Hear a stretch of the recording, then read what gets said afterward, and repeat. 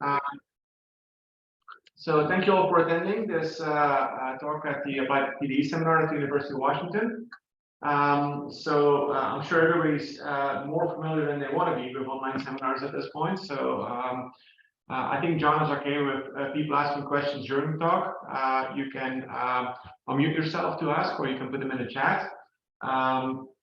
With that out of the way, let me introduce today's speaker, Jon Wilkening, who got his PhD in Berkeley before going to the Recurrence Institute for a postdoc, and then returned to Berkeley, where he's now a full professor, and he will talk to us about the long-time nonlinear dynamics of perturbed traveling and standing waterways. Thank you, John. Great. Well, thank you very much for the invitation, Bernard, and Anastasia. Thanks for putting the seminar together. I've really enjoyed the talk so far. So what I'm going to talk about today is joint work with my former graduate student, Xinyu Zhao, who's now a postdoc at McMaster University working with Bartosz. And she did a lot of the computations that I'll show you on the quasi-periodic, spatially quasi-periodic water waves. All right, so as motivation, one of the mechanisms that has been proposed for freak waves and rogue waves are modulational instabilities. And so there have been a lot of papers over the last 20 years or a little longer that sort of make this case and discuss the possible role of modulational instabilities. And of course, these have been of interest for, 60 years, ever since Benjamin and Fair wrote their paper. So what I'm interested in doing is actually evolving some of these unstable perturbations that have wavelengths that are not commensurate with the basic traveling wave over a long time, to see what happens after they've sort of left the regime of either the NLS equation or the linearized water wave equations. And then there's also this interesting paper from 1994 by Bryant and Stiasny, who are looking at stability of standing water waves, and they also evolved over a long time a wave that had perturbation that had 9 times the spatial period of the standing wave, and saw some interesting recurrence. So I'm interested in exploring that more deeply for more general perturbations. I'm going to build on this work that I've been doing with Xinyu Zhao for a few years now.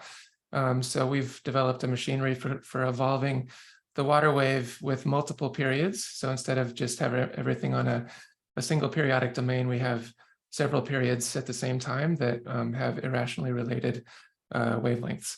And so we have 4 papers now that are now published. One of them is on the pure traveling, or actually 2 of them are on the pure traveling wave problem. One of them looks at interior bifurcations from traveling waves to more complicated traveling waves. And then the other 2, one's in finite depth and one is for the initial value problem. And the one of most relevance today is the initial value problem, where we start with a periodic traveling wave and then look at perturbations and see how those perturbations evolve in time with multiple periods. And so what I want to do is build on machinery that I've built various cases in the past. Recently, I wrote this paper on traveling standing water waves, which are a combination of traveling waves and standing waves, sort of unifying the 2 types of waves. And then I've looked at just harmonic stability of standing waves. And then Olga and Bernard and I wrote a paper on the instability of Wilton ripples, which is looking at the subharmonic problem. So I'm basically trying to combine all these tools into a single unifying theory. I've organized the talk. We're going to look at long-time dynamics, so I need to talk about time stepping a little bit and sort of the way I think about the various options, whether it be graph-based, Howlow and Grubb and Shelley, which is the angle arc length parameterization, or a conformal mapping parameterization. And then I'll talk about how we actually evolved the spatially quasi-periodic initial value problem, and we'll get to the other parts when I get there. So I think probably all of us are familiar with the equations of motion for the water wave, but I'm just doing one-dimensional surface over a 2-dimensional fluid. So for that, it's convenient to embed it in the complex plane. So zeta of alpha t is the evolving interface between the fluid and the air or vacuum. And then phi is the velocity potential. And I use these 2 different versions of phi for the notation. One is the restriction of the other to the free surface. So it is potential flow. So U is the gradient of phi in the fluid. And then kappa is the curvature here if there is surface tension. Most of the simulations I do, I don't think have surface tension in this particular talk. The very first movie does, but all the rest of them don't. And then this equation is the unsteady Bernoulli equation, which is the same as the irrotational Euler equations. For dynamics, we need the normal velocity of the free surface to match the normal velocity of the fluid, and then we're free to choose the tangential velocity of the parameterization in any convenient way. And there are a number of ways you can do that. You guys can all hear me okay, right? Yes. Okay, great. So I guess the hard part of the water wave, what makes it, I think, mathematically really interesting, is that you solve the Laplace equation, which is imposing incompressibility, and then you need to figure out from the given velocity potential on the free surface, what is the normal velocity? And then that tells you how the free surface and the velocity potential itself evolve in time. So there are, I think, three main ways of approaching the Dirichlet-Neumann operator. One is a very flexible but more expensive way of doing it, which is through Cauchy integrals, or in 3D, then you would use potential theory. And so I'll explain that first. So in general, you could have a pretty complicated situation. You could have a background flow over a bunch of obstacles and a bottom boundary, and this free surface is evolving. You could, in principle, have all the boundaries moving as well, but I think in the code I've written, those are actually assumed rigid. And then the representation of the velocity potential throughout the fluid, what we've done is write it as sort of certain, like the background flow is V1z, and then you can have circulation around each cylinder. So this log function will allow for circulation around the cylinder, which makes the velocity potential, the complex velocity potential, multiple valued. But if all the A's are zero, then it's single valued in the fluid. And then what you do is you represent the complex velocity potential at a field point as a Cauchy integral over all these boundaries, including the free surface one. So phi 0 is the free surface Cauchy integral, and all the other ones with one j between 1 and n are Cauchy integrals over all the other surfaces. And then what's one reason to use complex analysis is that you can sum over periodic images in closed form.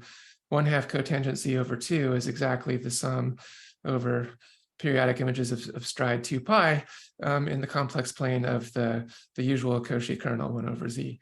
So that's super convenient. So if there were no obstacles and no bottom boundary, what you would end up doing in the Cauchy integral formulation is first you're given phi, so you use that to solve for this dipole density that I'm calling omega.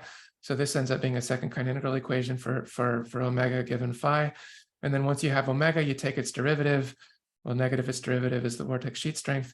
And then you can express the normal velocity as the Hilbert transform times the vortex sheet strength times this other integral. And K and G, you see there's im and real of the same function, zeta prime of beta over, well, I've written it down there. And that has a limit as alpha approaches beta. So by subtracting off 1/2 cotangent beta minus alpha, you have desingularized the kernel there, and it ends up being a continuous function and actually analytic. So you end up with a really nice expression for the velocity potential throughout the fluid, and also for the normal velocity on the free surface, given the velocity there. And so here's a movie of one of my simulations with flow around multiple obstacles.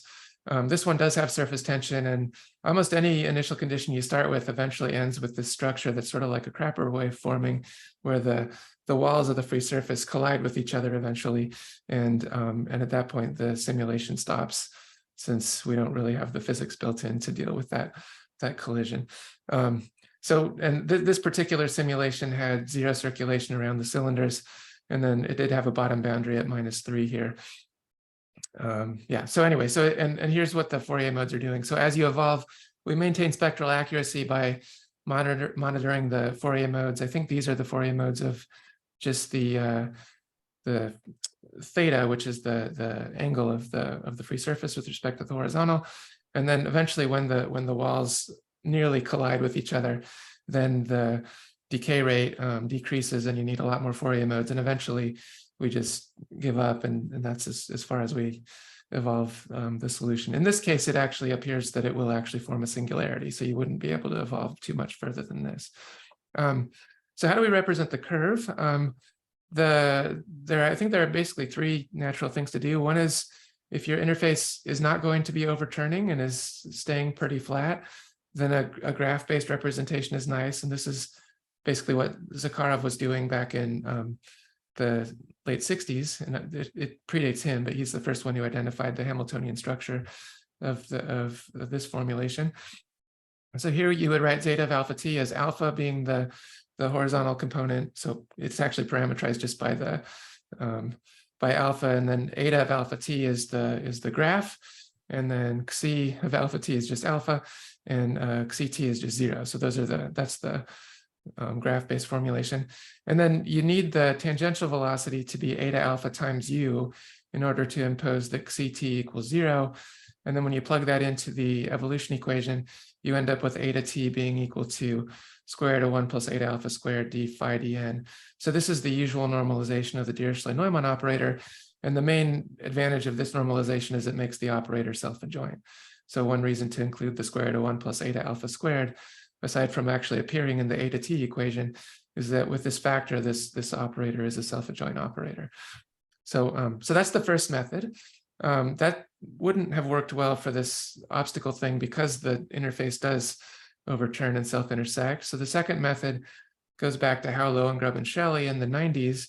And their idea was to choose the tangential velocity to maintain a uniform arc length parameterization. So the length of the curve evolves in time.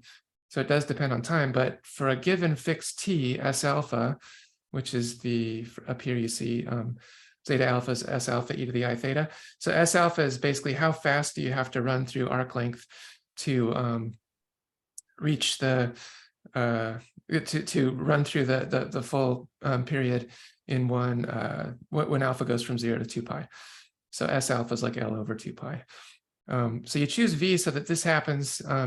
If you just look at if you take the t derivative of zeta alpha and the alpha derivative of zeta t and match the mixed partials, you end up with this equation for S alpha t and for theta t. And so what they actually end up evolving is the tangent angle with respect to the horizontal theta. And then actually Harlow and Grubb and Shelley also solved the ODE for S alpha. But what I've recently done, there's a problem that the S alpha and the theta can become incompatible, like even at interior Runge-Kutta stages. It could be that trying to reconstruct the curve from the given choice of theta and the given S alpha wouldn't give you a periodic curve, and you could end up with an O of H error in your curve reconstruction.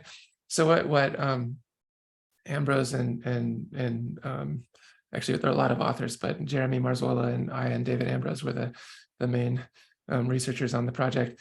What we showed is that you can just evolve the projection of theta so p theta, you can just evolve p theta and then algebraically define theta 0 and the constant value of S alpha, which I'm calling sigma here, just in terms of a single integral. And then evolving p theta in time as you would from this projection actually does give you the same dynamics. So that was a nice improvement on the Harlow and Grubb and Shelley method that we introduced recently. So that's our second approach, and that's the one that I use to do the flow over obstacles. The third approach is going to be the conformal mapping method, which I think several of the audience, like Sergey and Anastasia, are experts. For obstacles, that's not a great approach, though, because pulling those obstacles back to the conformal domain is pretty challenging. You have to figure out how the obstacles would be changing shape in the conformal domain as well. So the conformal mapping method works well if you just have a free surface in infinite depth or with a bottom boundary. But as soon as you have multiple obstacles, it becomes quite difficult. And another nice thing about the Harlow and Grubb and Shelley approach is you could introduce adaptive mesh refinement and some other things which are somewhat more flexible than conformal mapping. Although I guess you could also do that within conformal mapping, but you'll have a more complicated version of the Hilbert transform. So anyway, for a lot of today's talk, I want to talk about the conformal mapping method. The main reason for doing that for me is that it's the version that extends most easily to the spatially quasi-periodic case, which I'll explain soon. But first, let me explain the conformal mapping method. So I'm calling this method 3. So now we're going to choose the tangential velocity v so that Xi and eta, the real and imaginary parts of zeta.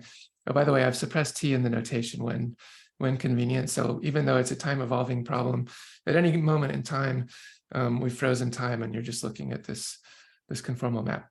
So the idea here is that we want to relate Xi, subtracting off the secular growth in Xi, so Xi of alpha minus alpha. The Hilbert transform of that should give you eta.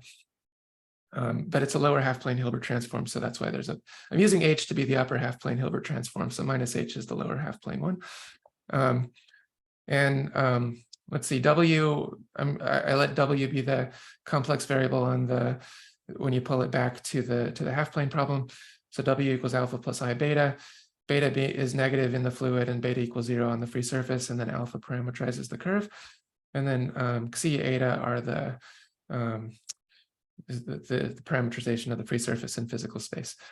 We also have the complex velocity potential like we did before. Psi is the stream function, phi is the velocity potential. And then the great thing about the conformal mapping is it turns the Dirichlet-Neumann operator, we need to know d phi dn, so that can just be computed as d psi d alpha. So psi is the stream function. And the Cauchy-Riemann equations give you this nice relationship that the tangential derivative of psi gives you the normal derivative of phi.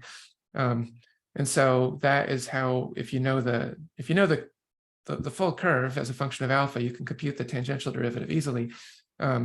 So if we want the normal derivative, you end up just taking a Hilbert transform to get psi from phi, and then you take a tangential derivative to figure out d phi dn, since d psi d alpha is closely related.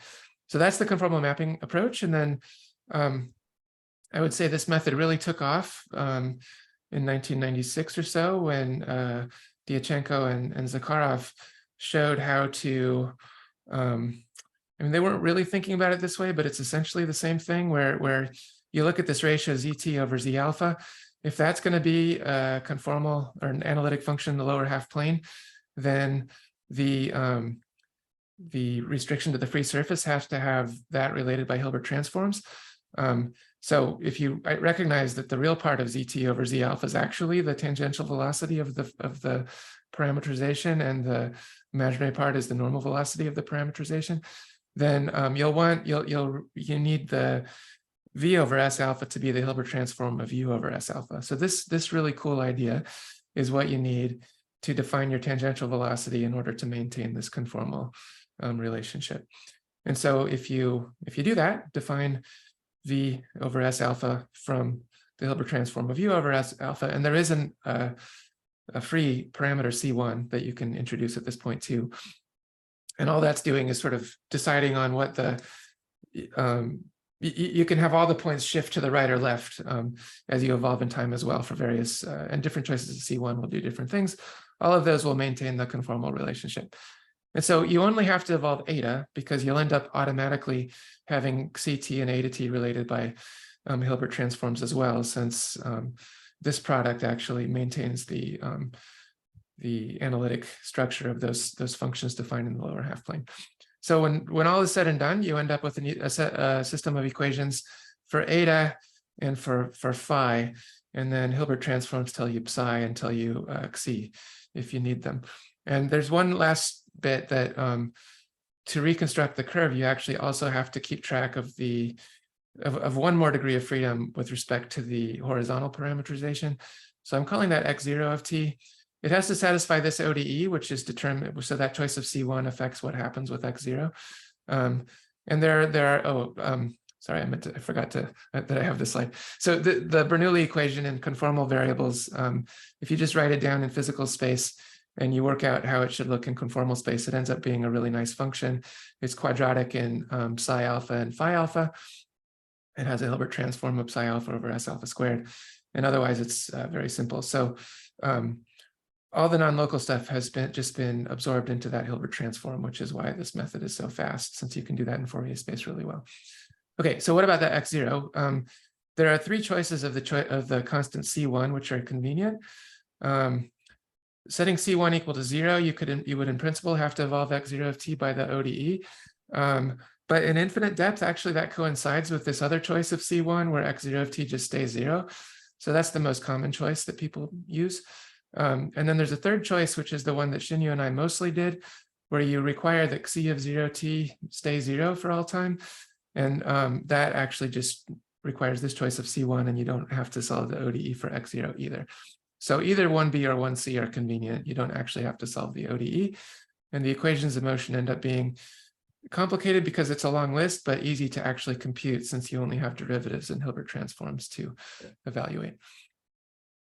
Okay, so another thing that Shinyu and I did while we were working on our spatially quasi-periodic code was to show how to do Lowengrub and Shelley's small-scale decomposition in an exponential time differencing framework.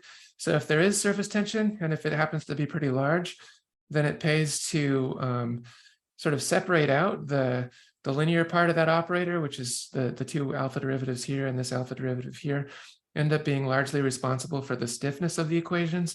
So if you treat those analytically and then treat all the nonlinear stuff as sort of this correction, then you can put it in the exponential time differencing framework in a pretty straightforward way that we put in an appendix of one of our papers.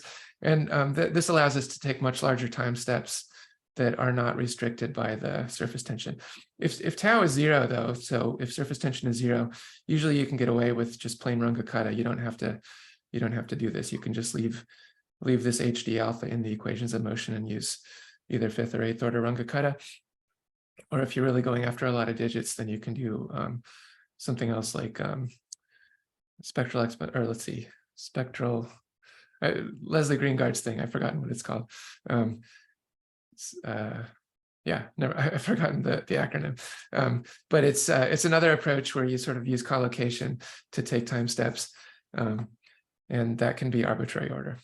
So okay, so far everything has been the same whether you're in a periodic domain or the quasi-periodic domain. So I want to try to explain what is spatial quasi-periodicity and how can we incorporate that into this conformal framework without too much difficulty. So a quasi-periodic function is one where you have what you do is you lift your function on the real line to be a periodic function on a higher dimensional torus. So one quasi-period would just be periodic. Your torus is just the 1D torus.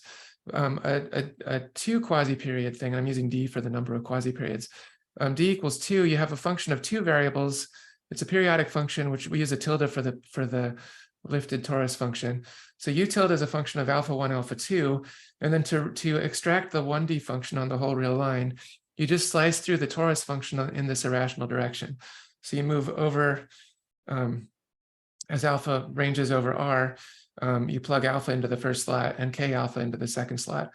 And more generally, I guess you would have K1, K2, but we have K1 equal 1 and K2 equal K for our convention. And then all of the things we're doing is D equals 2. So I probably should have specialized to that in the first place. So then the function, if the torus function is expanded in a Fourier series, then you have a D periodic or a doubly periodic if D equals 2 set of Fourier coefficients. And then when you extract the 1D function, you'll end up with all these different Fourier modes from the different ways that the J1, J2 pair ends up being interproducting with alpha. And I see there's something in the chat, so let me check. SDC, oh yeah, spectral deferred correction. Very good. Thanks, Hans. Sorry, John. Thank you. Great. Okay, yeah, so let me move on. How do we, okay, so what is the Hilbert transform, first of all? So what it does is you take the real or imaginary part, let's say the real part of a function on the real axis, and you extend to the lower half plane or the upper half plane, but let's focus on the lower half plane. The bounded way to do that, you only take so if it's a real valued function, I'm starting with real f equal u, so u better be real valued. So that would impose a relationship on the Fourier mode. So u hat minus j will actually be u hat j bar. So you can reconstruct u by only, or you can reconstruct f by only summing the modes k for which the inner product of j with the quasi-periods k1, k2 are negative. And then this inner product, when you're plugging in alpha plus I beta and beta goes to minus infinity, will actually have e raised to a negative power, like the real part of this exponent will be negative. So that will be decaying. Otherwise, you'd have exponential growth. So you throw away half the modes and you include a factor of 2. And then when you take the real part, you actually get the full function u back. And when you take the imaginary part, you'll end up with something new. And so that's what the Hilbert transform does is, I guess that's here, is it shows how you compute it's basically the imaginary part of f if you extended it from the real part, from a given real part. And all you end up doing in infinite depth is multiplying the modes where the wave number is positive by I, and where the wave number is negative, or actually by minus I, and where the wave number is negative by I. So that's the definition of the, or that's one way to get the Hilbert transform. Another way is through the Cauchy principal value formula. So you can write it as a Cauchy integral, and it's an integral minus infinity to infinity of u over alpha minus c. And so the two are related. And so it turns out that if you plug in a quasi-periodic function to this thing, it still makes sense to plug in a quasi-periodic function u in the numerator and do this principal value integral. All that stuff I just did on the previous page here actually works for quasi-periodic functions or periodic functions. So you'll still end up multiplying by that minus I sign inner product jk. And so I should probably point out, so these are plane waves. If you look at each term here and you look at e to the I inner product j alpha, you'll end up with an alpha 1 plus j2 k2. Actually, it's like j1 plus k2 j2 all multiplied by alpha. So that is a plane wave. And if that has a positive number, then you multiply by minus I, and if it has a negative one, then you multiply by I. So that's how the Hilbert transform works on the real line. And it turns out to be exactly the same for the torus function. You just have to multiply the 2D Fourier expansion of u tilde by this particular symbol to get the Hilbert transform of the torus function. So the torus version maps torus functions to torus functions. The principal value version maps real line functions to real line functions. And those operations commute. If you first compute the real line Hilbert transform of your torus function and compare it to the extracted value of the torus version of the Hilbert transform, you get the same function. And so that's nice because then you can do all of the Hilbert transform stuff, all the Dirichlet-Neumann stuff, just directly on the torus functions in Fourier space. And also there are a bunch of projections in the equations of motion, so we also do those in Fourier space. So our pseudo-spectral method, basically everywhere in the conformal mapping equations where you have powers or products of things, you do those on a grid. John, can I ask a question? Yeah, question. So if you were just dealing with a periodic signal, then you'd be using the periodic Hilbert transform with the cotangent. Uh-huh. So now with quasi-periodic, you're doing the whole line Hilbert transform, and it still works because you still have the 1 over z. And as you pointed out, if you just did periodic, you'd have one quasi-period. So I mean, can you say something about how? I mean, doing the same thing that you're doing here for one quasi-period, the periodic case, versus using the periodic Hilbert transform? Well, okay, so the 1/2 cotangent alpha over 2 formula, you can derive starting with this principal value thing and then summing over a single set of quasi-periods. That gives you an integral form for the Hilbert transform. But you can also just write it as an integral over the whole real line of the usual Cauchy kernel, which is 1 over alpha. That version still makes sense with the quasi-periodic input. The other one doesn't, because that one you actually summed over only one of the quasi-periods. So I can't put 1/2 cotangent alpha over 2 integrated just over 1 over 0 to 2 pi of u and have that be the Hilbert transform for this thing. But you can do the Fourier space version where you take an f of t, multiply by minus I sign of the mode for each of the things, and then take your inverse f of t. So that makes sense with multiple quasi-periods. Does that make sense? So the only one that doesn't work is the one where you explicitly turned your Cauchy integral, your Cauchy kernel 1 over alpha into 1/2 cotangent alpha over 2. That actually assumed a single quasi-periodic period. But writing it as a real line principal value integral, that's fine for quasi-periodic u, and doing this thing that I tried to motivate here, didn't do a great job with it, where you take the real part, look at the how you would extend that to an analytic function, bounded analytic function in the lower half plane, keeping the real part equal to the given u, and then taking the imaginary part. That makes sense just fine in the quasi-periodic setting. So everything that I actually wrote down on these slides is fine. The one thing that, but what you said is 1/2 cotangent alpha over 2, that part wouldn't work because there you actually assumed a single quasi-period. And I will actually show another formula that is the analog of that if you have just a linearized second quasi-period instead of a, yeah, that will be coming up later, where I sum with a complex exponential factor over periodic images. So I'll show you that later. Is that good? Yeah, thank you. Sure.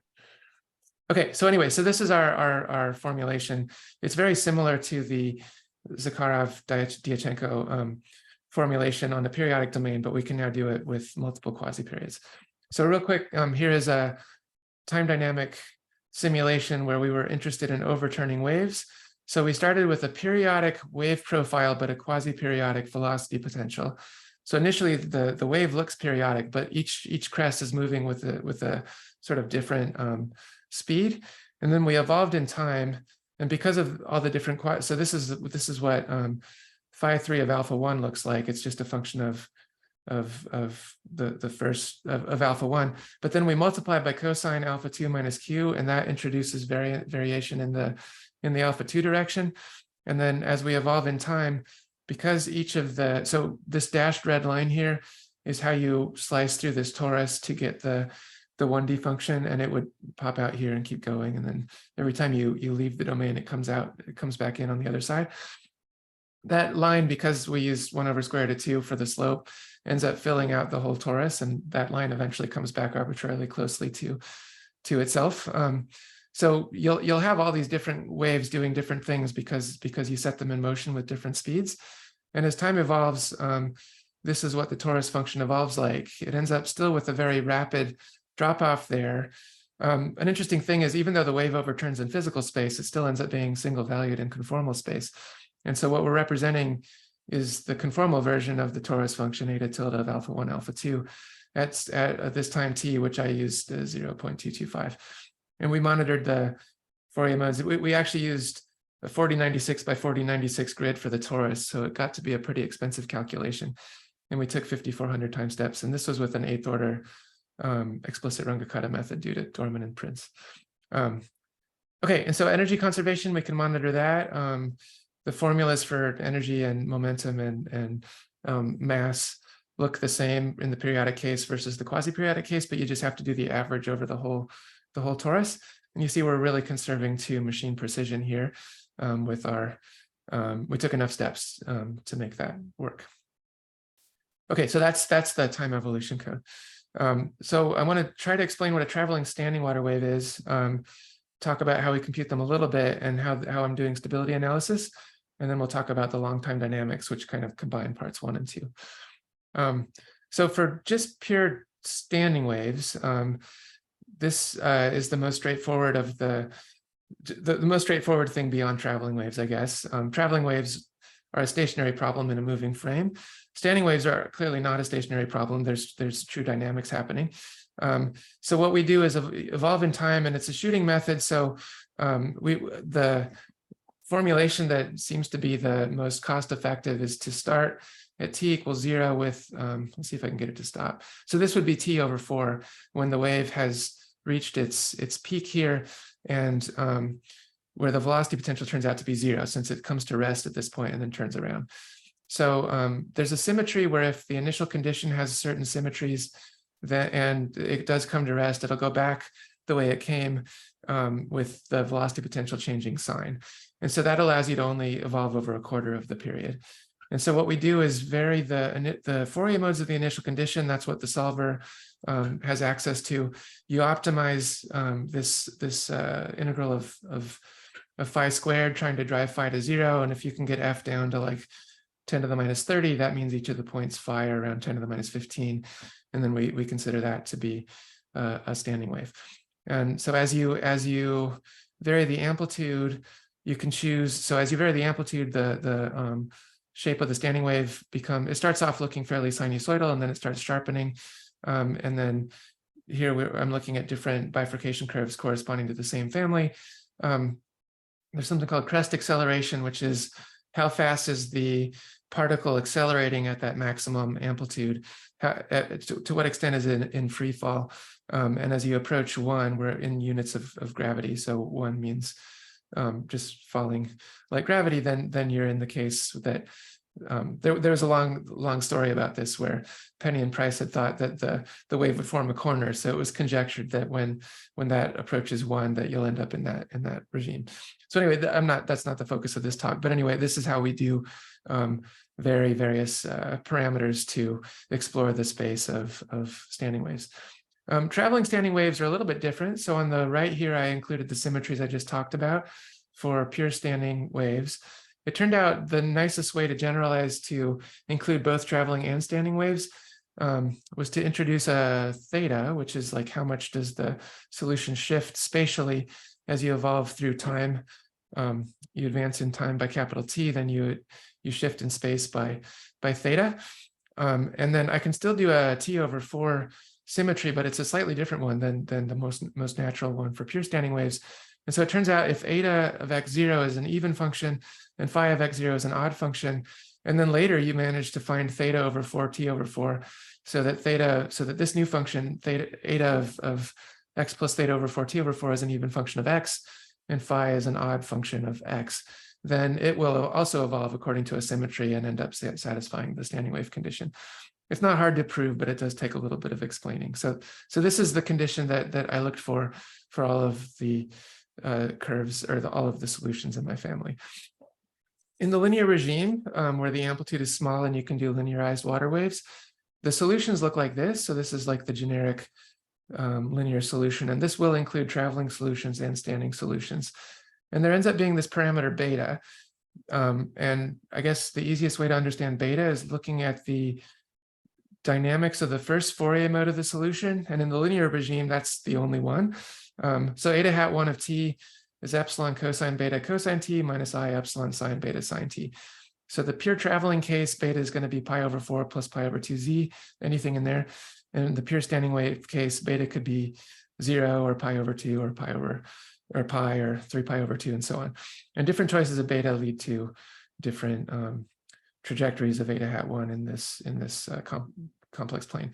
So in the linear regime, the waves, the first Fourier mode executes ellipses, and I'm defining this traveling parameter basically as the eccentricity of the ellipses. So when eta hat is just sticking to one of the axes, that's a pure standing wave.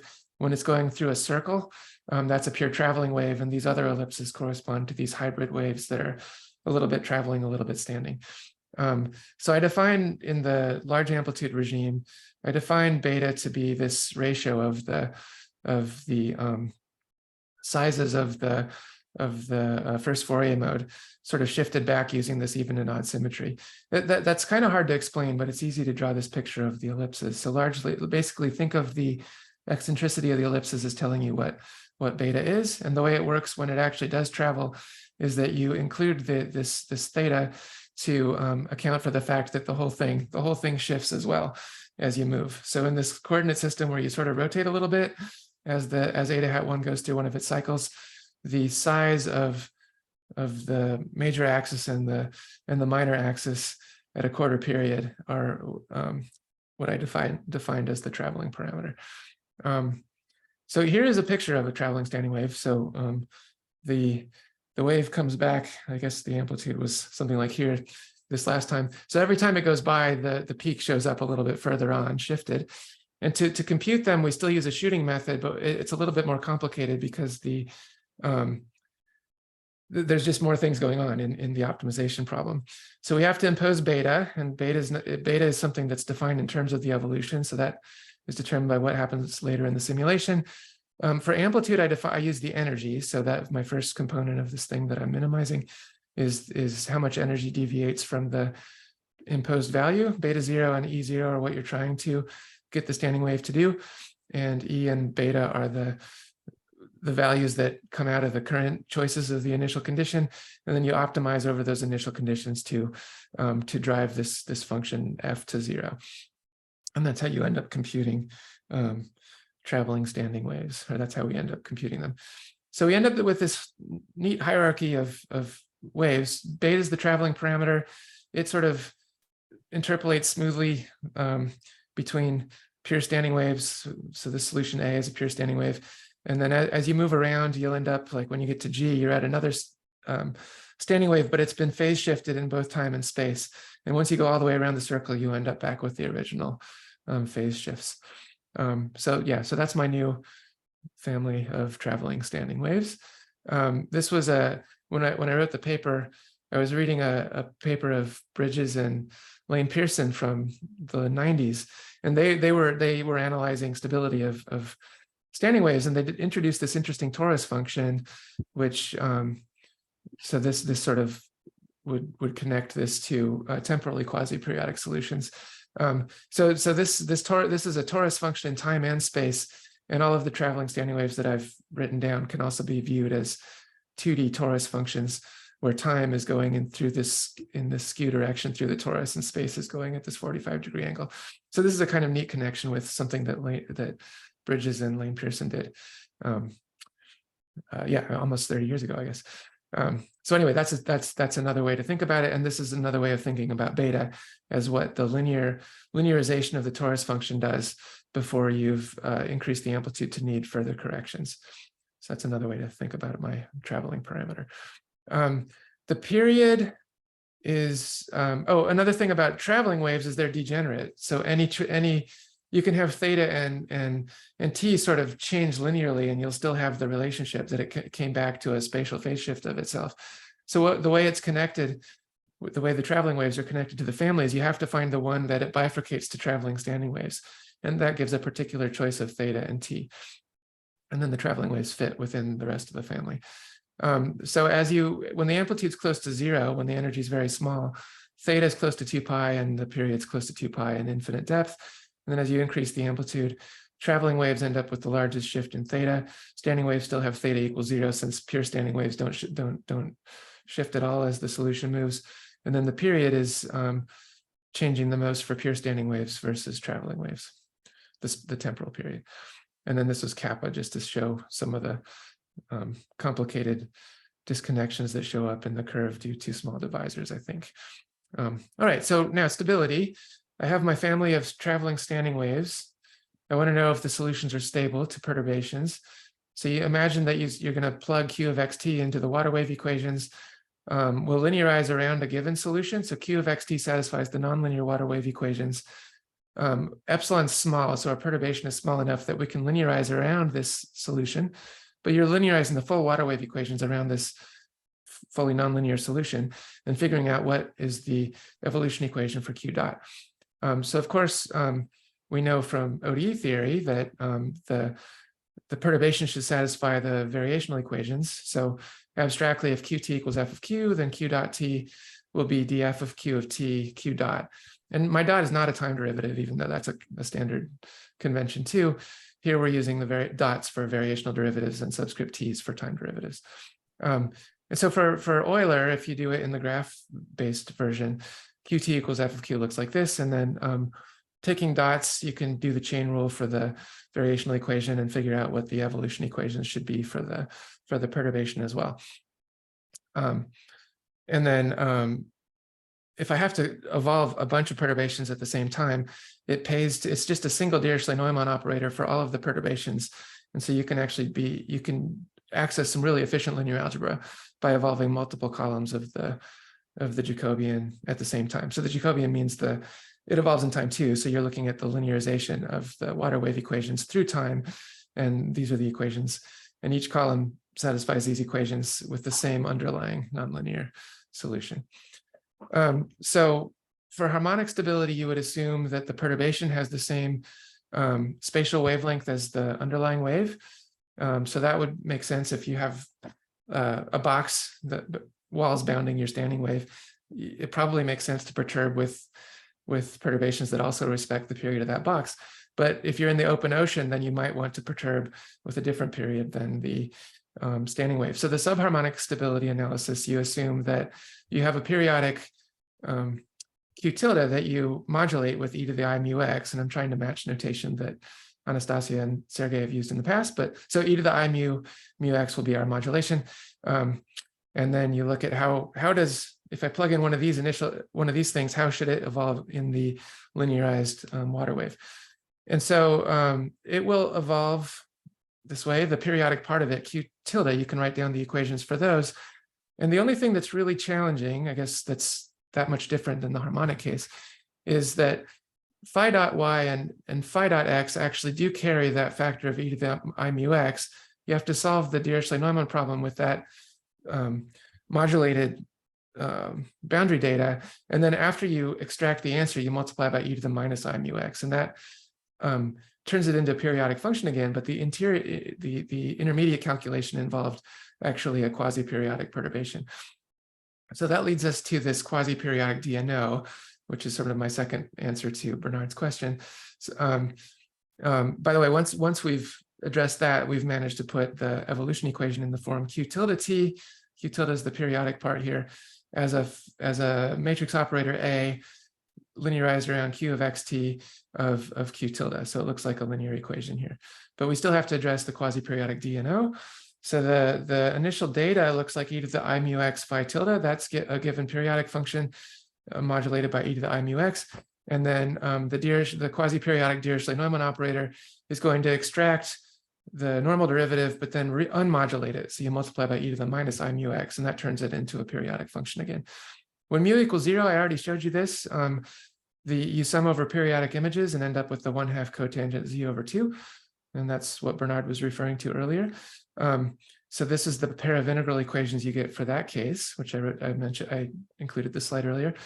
And the key observation, if you're going to do a graph-based formulation, is that you can still include that phase, e to the I mu 2 pi m. And where's that coming from is this e to the I mu x in the Cauchy, or sorry, in the initial data. So if I'm summing over periodic images, each image is going to contain a new factor of e to the I mu x, where x is replaced by 2 pi m, I think.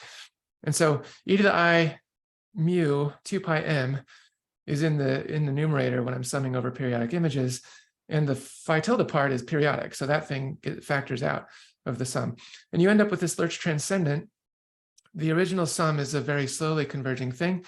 It's actually divergent unless you include the principal value. Whereas this Lurch transcendent can be written as an integral that converges rapidly because of the exponential decay. So we can compute that by a Gauss-Jacobi quadrature as an effective way of summing over periodic images. And then this thing replaces the 1/2 cotangent z over 2 that Bernard was asking about. So if you just have a basic period and then a linearized perturbation, you can still basically do a 1/2 cotangent thing, except that you have to use this more complicated special function than cotangent. I think my watch is telling me I have a talk today. Okay, so it leads to a similar pair of integral equations, and in the interest of time, I didn't write them down in the talk. So once you've done that, you end up with a sort of, when Anastasia gave her talk, she was talking about flow k in time, basically, but now we need to do Bloch in space and flow k in time. Or a lot of times you think of it as they kind of get mixed together in the traveling wave case. But here we truly need to do Bloch theory in space and flow k theory in time. And so that's what we've done. So far, I've explained the Bloch theory. The flow k theory is here. Once you go into a traveling frame with the wave, which means that at equal intervals in time, the wave comes back to its initial state because you've traveled along with the wave. You end up with a time periodic linear problem that's non-autonomous. In the traveling case, a check is constant, so you can end up just computing eigenvalues of a to figure out exponential growth rates. In the traveling standing wave case, we truly have flow k, where the evolution, this linear operator, this infinite dimensional linear operator, is periodic in time. And so that means that what do you call that? The monodromy operator, or the state transition operator, when you evolve that through time, you have these states that, I should try to focus on the traveling standing case. You have these states where you have a periodic operator P multiplied by the initial condition. And that's sort of what replaces the eigenfunction which was in the traveling case, you have this eigenfunction. In the traveling standing case, the eigenfunction evolves in time, but it has a periodic part, which I would just call Q check of xt, and it also has this exponential growth thing, so e to the rho t. So as you evolve in time, you have both a growth and a periodic thing to take care of. And the main difference between the two cases is that traveling in the pure traveling case, you just have pure exponential growth, and in the traveling standing case, you have periodic dynamics multiplied by exponential growth. And one nice thing about my approach here is that it's not a generalized eigenvalue problem. It's actually a regular eigenvalue problem with the operator A. And all previous studies that I know of always end up with a generalized eigenvalue problem for the traveling case. So anyway, ultimately, what will happen, everyone who's familiar with subharmonic stability analysis of the traveling problem, these are the same lambdas that you would be familiar with, but in the traveling standing case, they come to you as living on the unit circle for zero growth, because they come to you in the exponent, actually. They come to you already exponentiated, and you have to take a log to get yourself back to the growth rates before the exponential. Okay, so let me just try to quickly explain. Yeah, I only have a few minutes, right? So here's my family of pure standing waves. I want to say something about the long-time dynamics of these. So I found this new little instability bubble at fairly low amplitude for standing waves, which was not known before. So what I did was take one of these unstable perturbations and evolve it in time for a long time. This is the complication of standing waves. The eigenvalues come to you in the complex plane already exponentiated, and you have to kind of figure out how to untangle them. There's no imaginary part to figure out, like, for a particular choice, like how many times did you wrap around the circle to get there? Whereas the one easier thing about traveling waves is that comes to you as part of the eigenvalue. But anyway, we did manage to untangle them by doing this cool matching thing for different choices of the parameters in the family. So what I'm doing is looking at one unstable mode and seeing what happens as you evolve that for a long time. So this picture at the bottom here is just one cycle of the traveling wave, actually a quarter cycle of the traveling wave. And then up here, I'm going to show you 25 cycles at a time of the period of the basic standing wave, snapshots where then I jump through time at 500 cycles at a time, or 250 cycles at a time. And what happens is the solution it grows away from the standing wave exponentially, but then it sort of turns around and goes back in the unstable direction. Like, it's unstable backward in time, but stable forward in time, and reapproaches the standing wave, and then it gets close to it and turns around again. So you end up with this really cool long time cyclic dynamics. Here I modified the period slightly because whenever it gets far away from the standing wave, the period changes a little bit, but you end up with this very repetitive, almost Fermi-Pasta-Ulam type of recurrence happening. So to try to analyze this, what I did was take the unstable mode of the standing wave, the stable mode, that would be unstable backward in time, the real and imaginary components of it. That gives you 4 real functions, and the basic standing wave. And I evolve my nonlinear dynamics and project it onto this these 4 modes to figure out, to try to make sense of what's happening there. And so what I have are the sort of sinusoidal behavior of those modes at small amplitude for a small perturbation. You just end up with what you would expect, like the flow k exponent will tell you that it should just execute e to the I lambda t dynamics. And then as you get really far away, that gets more complicated. So the amplitudes of these modes grow. And then here I'm showing what the residual is. So there's a small residual where you're not in the span of those modes. And so what I've done here is evolved over 200,000 cycles of the wave and just looked at the recurrence. And every time you come back, you get pretty close, but different levels of closeness to the standing wave, to the underlying standing wave. And it just kind of executes this behavior over and over again. Which I find fascinating. It's an infinite dimensional problem, but somehow it always does the same excursion up to very small perturbations that don't seem to affect anything. And this is trying to show how the periods are changing as we go. So this reminds me of this neat oops, sorry. I can't see my slide because of the, well, anyway, there's this intermediate axis theorem where if you spin something in space, it'll spin around its unstable axis for a while, and then it'll execute a transition over to a 180-degree phase shift of the same thing, and it'll spin there for a while and come back. But this one, there's only 1 degree of freedom that it can cycle through to the other side. And in my standing waves, it's an infinite dimensional problem, but for some reason, it still basically only goes through one excursion. So very quickly with the subharmonic stuff, I'm going to show some standing waves and traveling waves that all have the same energy, so they're in the same families. My epsilon is my amplitude parameter. Each of these dots is the corresponding solution that I've linearized around doing subharmonic perturbations, and these are what the waves look like. Solution X is the biggest amplitude one. You can see a slight nonlinear effects, but it's definitely low amplitude waves. These are the traveling waves. So it's modulationally unstable and infinite depth, so that's Benjamin Fair.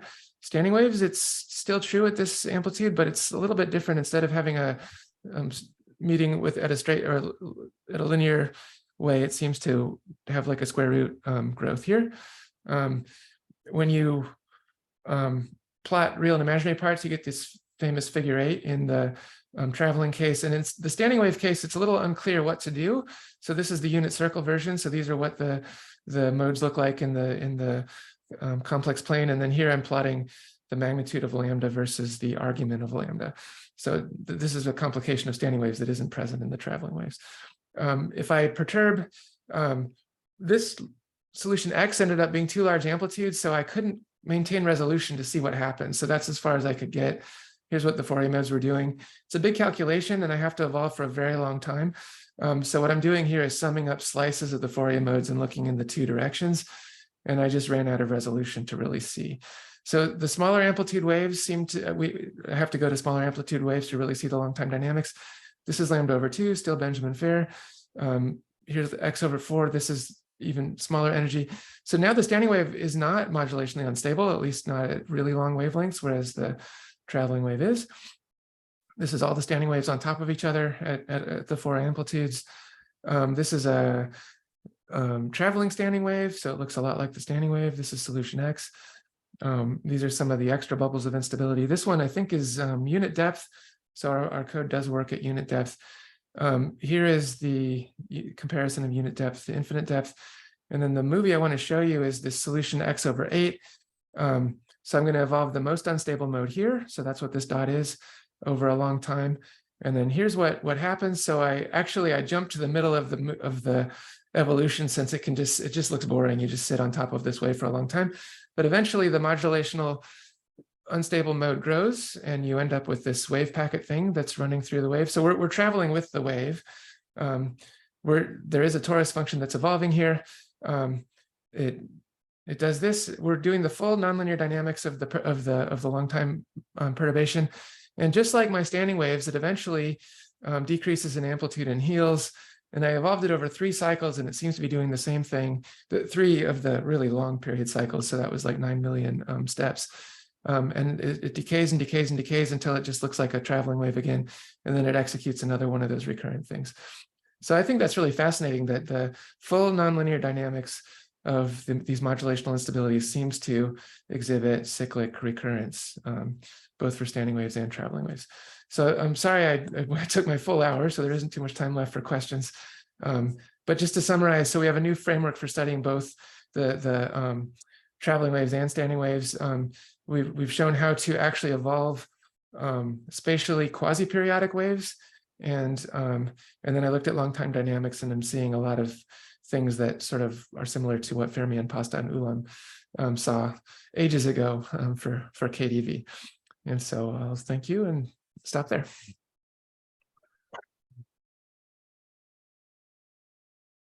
So maybe we have time for